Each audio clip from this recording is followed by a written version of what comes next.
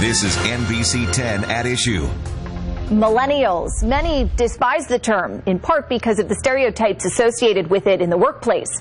Lazy, entitled, serial job hopper. But our next guests have a plan to overcome that disconnect and achieve career success. Joining me now are Kate Athmer and Rob Johnson, millennial MBAs and authors of the book Millennial Reboot, Our Generation's Playbook for Professional Growth. Thank you both for being with us. Thank you so much for having us. So in your book, you call millennials the first generation of digital natives. Let's define what a millennial is, because I did not realize until probably somewhat recently that I am in this group. So Rob, you define it for us. Yeah, and a millennial, and it's a catch-all term for somebody who was born in the early 80s up to 2000 and was the first digital natives. And that means that we grew up with computers. We grew up knowing the first thing to look for when you're searching for a term. So we became and really one of the first generations to be able to find a solution to almost every problem that comes our way, whether it's through Google or whether it's through other means. And it really has made us one of the most efficient generations to ever exist on this planet. Which I imagine can be frustrating in the workplace, working with other generations. Why do millennials get a bad reputation in the workplace, Kate?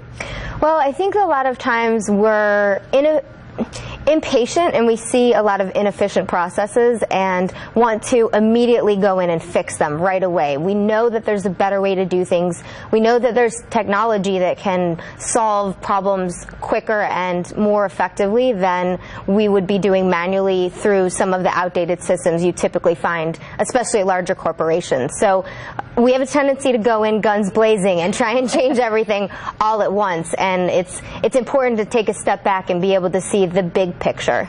And also understand, in a corporate environment, going in guns blazing is not necessarily the best course of action. Right. Definitely need to be patient with change processes. Mm-hmm. It seems in your book that the advice is a balance of good old-fashioned tough love, and it's mixed with practical guidance for navigating the workplace in 2017. Give us some examples. Yeah, definitely it's a little bit of both. There are some things that we touch on that dress code is one of them. Just suck it up and put on what the company expects you to wear to work. And we suggest even dressing 10% better than the role that you have or than the rest of the office to convey that you're serious about being there. Mm-hmm. So that's one example of tough love.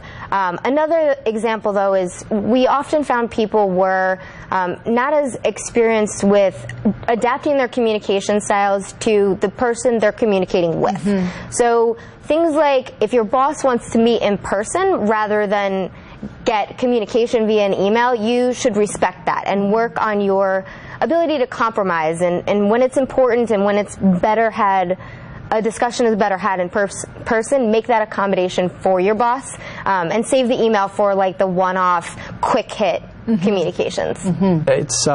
It's very important that you remove yourself from behind the screen, that you're active with people, that you go to networking events and be present. So what are the 3 ways for millennials to be the best job candidate in the market? Well, pay attention to the details and remember that it's still important that you're tailoring your communication to the person you're delivering value to. So if you're applying for a new job, tailor your resume, tailor your cover letter, make it specific to how you can bring value to that company. Make relationships before you need them, and that comes with perfecting an elevator pitch. Know in 30 seconds who you are, what you stand for, and what you can bring to the table. And know your value. Have an idea of what you're worth. The internet provides a lot of resources, and it doesn't just come down to compensation, though. Having a balance between what you think you're worth and what your company is compensating you for, it really helps facilitate that trust and confidence that from both sides that you're going to perform at your job. Kate Athmer and Rob Johnson, authors of Millennial Reboot, thank you both for being with us.